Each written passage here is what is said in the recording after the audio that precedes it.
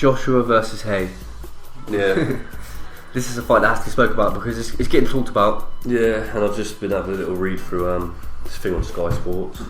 So we got some going on about it's all the panel's opinions on. So we've got the Sky Sports win. You've got Fury, David, Johnny Nelson, Cole Froch, Glenn McCrory, all them having their opinion on it. Derek Chisora. So let's start off with our opinion. What do we think about that fight? What do you think about that fight? And then I'll go after. I really don't know. Right, start off with, is it the right fight to make? It depends really, because you can say about them fighting, but we're talking about in 2 years' time, we're talking about 6 months' time. You just don't actually know if it's going to happen, when it's going to happen. So, can we get enough from the Haye Demori fight to say if where it's really at? If it's their next fight each, yeah. Let's just say it right. Let's just say it's their next fight. If it's their next fight, I genuinely don't know. I think it's a knockout either way, but who hits first? Like who hits the deck first? So no, I'm laughing. Obviously, I do believe AJ will be the future for British heavyweights, because he's, how old is he? 26. Yeah. Mind you, though, same age as Fury. I think he's only a year younger. 2 years younger. And obviously, Fury's my boy. He's my favourite boxer. So, aside from Fury, AJ's the future. But yeah, Haye. Is it the right fight for him at this time? Is it the right fight for both of them at this time? Well, yeah, for Haye it is, because Haye's just thinking payday, and Haye actually, you can tell the way Haye's talking about the fight. About Haye is he beats him. He just regains that number one spot. Probably the biggest fight in Britain, even though Fury is the champion. It's like he is that. British fans love David Haye. Let me tell you something. If Haye he sells out venues. Like if Haye beat Joshua, doesn't matter whether it's a point, win, fucking technical decision. Anyway, if he had a W over Joshua, it's massive. It would be unbelievable. I genuinely think Joshua would struggle to hit the limelight again until he's retired. Yeah, depending on how the fight went. Because David Haye, love him or hate him, he puts bums on seats, doesn't he? Yeah. Sells out arenas, pay-per-view, whatever you want. If Joshua's not the great fighter that I think he is, talking. Haye would be the one to think expose. About Joshua, he's, what Dillian White, he says he's manufactured, he's like a puppet, blah blah blah. David Haye excites people, doesn't he? And Josh, he brings that in the ring, but outside of it he doesn't. Whereas David Haye brings it in both, in the ring and outside the ring. Yeah. He's got Deering fans. He's got a lot of fans, David Haye. You can see by his numbers with all this absence and the Fury pulling out and the Manu. See, people forget he pulled out the Fury fight twice as well as the Manu Char fight, so technically he pulled out 3 fights in a row. Yeah, but I do genuinely believe it was down to injury. But he said he had this injury, and that's why would you take the fight when you had the injury? So it's just pretty stupid, isn't it? It was pretty stupid. And he said some stupid things since as well to get under Fury's skin. Yeah, now he's trying to make out like Fury's ducking him and that. So I lost a bit of credit for David Haye because of all this. I love him as a fighter, but it's the same as Carl Froch for me. But outside the ring, they piss me off a bit. If you had to pick a winner though, right now, next fight, just pick one, and I'm gonna pick mine. I always go with my gut. I think if I pick right now, I think I'll go David Haye KO. Yeah. I genuinely think I would, yeah. Do you think it'd be an early KO or? I don't think it'd go past 6 rounds between them two. David Haye doesn't. I don't think they're made for 12 rounds either. No. I know David Haye, we've seen him go 12 David rounds. Haye certainly don't like going past 5 rounds. He hates it. David Haye's at his best at early rounds. Yeah. He's explosive early. We can't really say much about Joshua because we could say he's at his best at his early rounds, but also he looks like when he regains a bit of his energy, he looks like he can be very dangerous in the late rounds. Look what happened with David Haye against Carl Thompson. But I think you're going with David Haye knockout, yeah. Yeah, not majorly going crazy about it. I'm going with my gut, and that's what I would go with right now. If they was fighting in 3-4 months' time, I would go with David Haye. Right, I'm going to go with the opposite. I reckon most likely I think he could weather the storm for the first 4 rounds. But the only thing is, you've got, David Haye does it hard. Yeah, of course he does, and he hits a lot harder than Dillian White. This is what I'm saying. Dillian White rocked him with that left hook. If that was Haye, I think he'd put him over. Yeah, but I've seen David Haye get rocked. People get hit. I don't care. Okay. That for me, that doesn't. People can't start saying, "Oh, Joshua ain't got a chin," because that's heavyweight boxing. You get rocked most fights. Yeah. You're gonna get hurt at some point. I'm gonna go back to. I wish I remember the fight, the name of the fight, but David Haye, I think it's his 5th or 6th fight. He fought someone wasn't great at all. It was not even a British level fight, and I can't believe how he survived. He went, if it was round 3 or round 4, David Haye got rocked and seriously damaged by a guy that was obviously, it was Haye at the start of his career, and he learnt from that, but he didn't actually end up going to get knocked out by Carl Thompson, which I'll get to in a minute. But I think Joshua could KO him early, and also I think he could KO him late as well. And that's what made me lean towards it, Joshua. I think Joshua's got more ways of winning. Yeah, the thing is for me, it's just like we don't know if David Haye has like the more he don't really prove much, because me and you both didn't think it was going to go past 1-2 rounds anyway, because we just knew it was nowhere near David Haye's level, regardless of how long he was out. Yeah. But we don't know how great. We don't know if he's lost anything over these 2.5 years, whatever he's been out of the ring. 3 years, what is it? 3 years? Oh man, I think the way I wanted him to come back and be a major player. The first one, like when he got in the ring, I felt like he had lost a tiny bit. He felt like he'd lost a bit of speed. It looked like he'd got a bigger. His shoulders now, he looked more broad than that. I mean, that knockout goes right up there with David Haye's some of the best knockouts. Like, he wasn't like using his blistering speed around him. He was like, he was just stalking him. He still seemed to have like good lateral movement, which is important for him, because especially against AJ, because David Haye's going to need to have some sort of head movement, otherwise he's going to get picked off. Because Joshua's got the height and reach, and he's got the jab. And I think Joshua can. He hasn't had to show a jab side of him, because he went in the Dillian White fight thinking, I'm going to blast this kid out in round 1, and he nearly did. Yeah. Every other fight, it's just been a class above. I did say after the Dillian fight, I would finally judge Joshua properly, because I felt every previous fight before that was already beat before he got in the ring. They were all shit scared, really, weren't they? Dillian White come to fight, and there was obviously all the animosity between them and that, but I still don't think he was fully tested. I know he took that one good shot. Dillian still didn't land enough shots to fully test him. Yeah, like you're saying, I reckon the same thing. But I just reckon, can anyone stand up to that power? Yeah, like the power.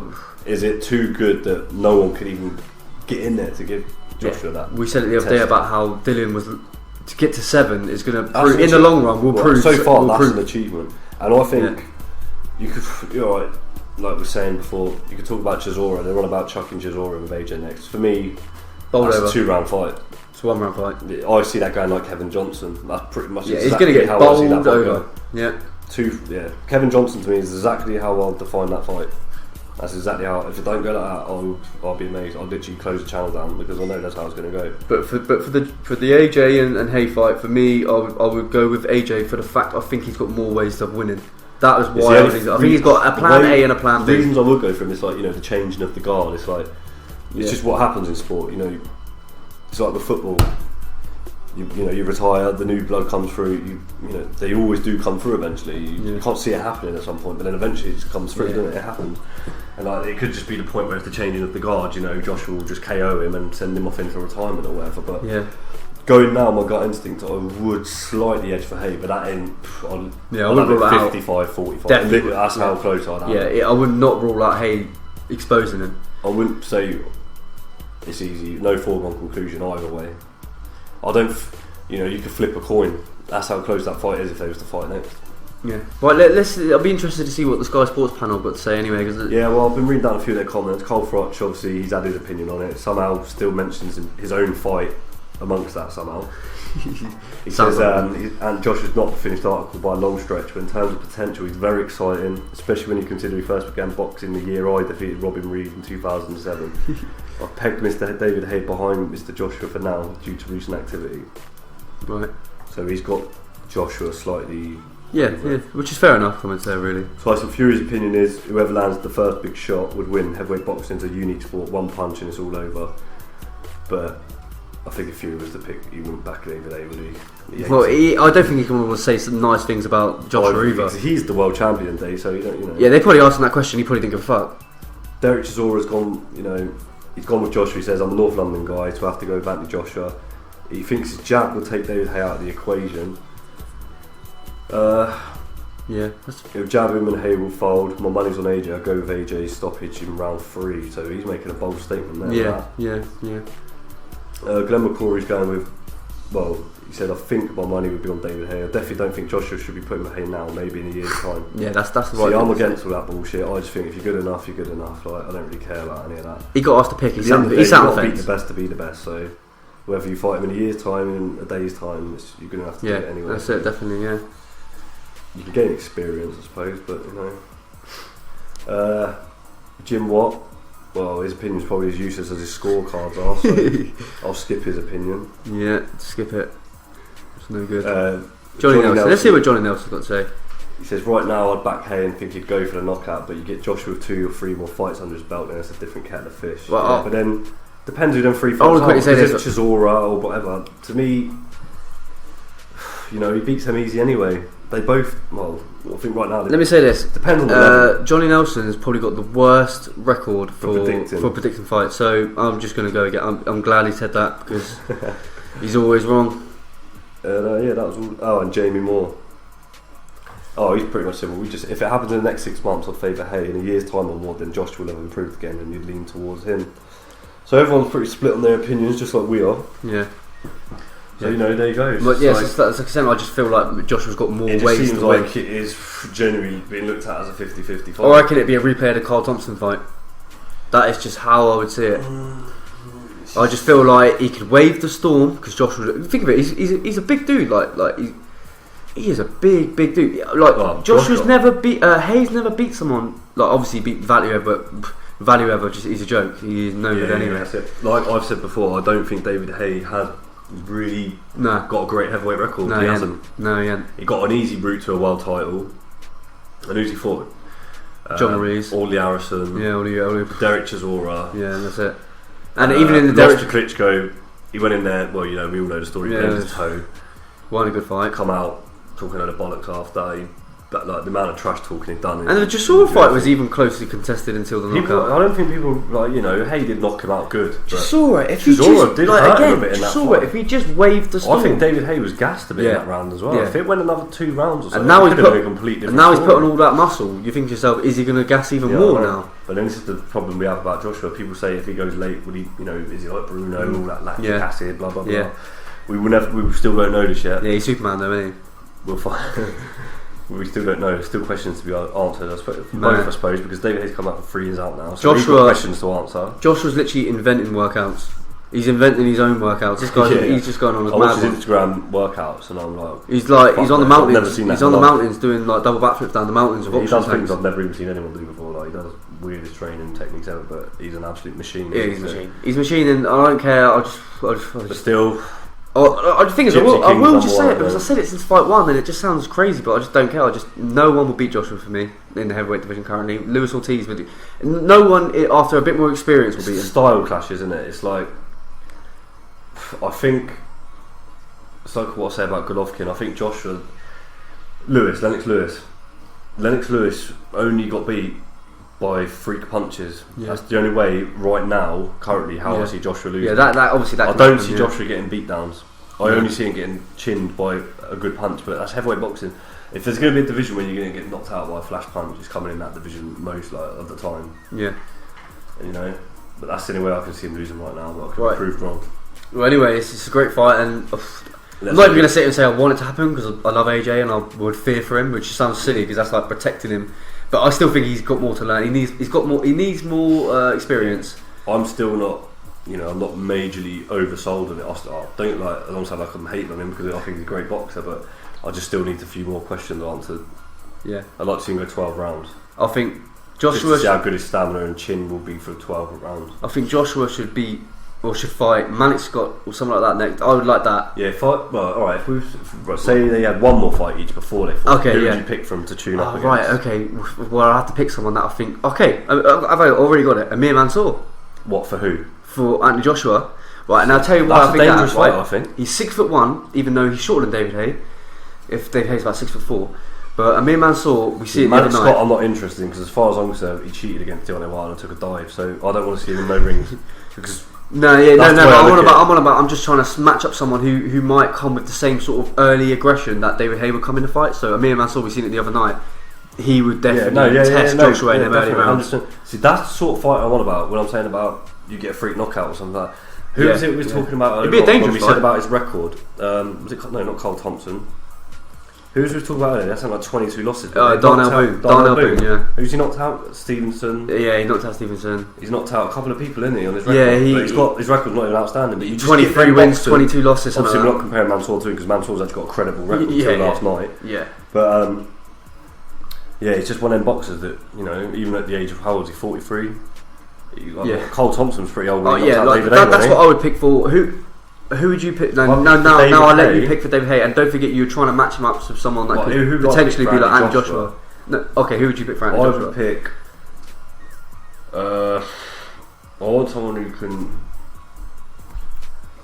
Someone who could. I don't actually know, really, to be honest. No one who's going to get bowled over easy. I don't want to be seeing them Manic Scots or Jazoras, like Prices, and I just see all them getting beat easy, to be honest. I think he's a level above all them. But. I don't know. I think the Mansour fight was on. I think that's a good. I think that's Yeah, the you know perfect what? one. I think that's probably my. Yeah, when I look at it now, I don't want to see him in against the Houston Half or a Whack or something like that because I think they're just too easy to beat for him. Yeah, and it he hasn't wouldn't got the power to. And it trouble wouldn't. him. It wouldn't really style up. It wouldn't It really needs to help be him. someone, yeah, like the thing I like about Mansour, he swarms you. He's got that Same Tyson sort of come forward with a hook. same sort of approach that David Haye would take. He'll make you have to think fast. So Yeah. you know your reflexes have to be on point. If anything, he's just as dangerous as David Haye, really. Mansour, yeah. But yeah, I think Mansour's very. And I'd love to see him fight Parker, but that obviously is not going to happen anytime soon because they don't Nah. want Parker getting beat and like both sides. and both sides see it as a threat to each other because they're both good prospects that come in. So. There's a respect there between them. Yeah, I would like to see them two fight. Yeah. Not between the fans of the fighters, but there's definitely David Haye shooting up fight. there's not many people that you match with the stature of Joshua, really. Povetkin. No, That's just not going to happen. no, but no. I'm on about if you're trying to match him with someone who can kind of do the same Yeah. things. But I suppose you'll get that in sparring. But it'd be nice to have fight where you can prove that you can beat someone with the same sort of abilities that Joshua would have before the fight. If you know what I mean. Tune up against Jarrell Miller. Jarrell Miller, have a little tune up against him. He talks a lot of trash saying he's going to knock out all these Brits and that. Yeah, he does. David Haye sort of person say, well, come on then, come over here and I'll knock you out. That's what I think David Haye would do, wouldn't he? Mm. He's obviously trying to sell himself a fight. I think for David Haye, I would say David Price. Nah, it's too easy. Yeah, Knocks him out in but one round. no, but he's got that As same soon as he sort lands of. on that chin, he's gone. 100%. Yeah, maybe. He's gone instantly. But if there's another one, yeah, he can't even go into the late rounds himself. David Price gets done with. But he's big and strong, and it might just be. He's got a jab and that, but he has got power, David Price. But Yeah, I think David Haye beats him pretty convincingly, to be honest. And Yeah. he's just shot now, isn't he? but that would be my pick because I just think he's big, he's strong. He might get bowled over, but it'd probably make it interesting while he's in there for the first couple of rounds. Yeah, maybe, yeah. So that's who I would choose. So basically, we've just done this whole video and we're still, you know. No, I would go with AJ overall in I'm the Haye slightly fight. going with Haye, so Yeah, we'll leave it we're there. just as bad as the panel on Sky Sports and Yeah.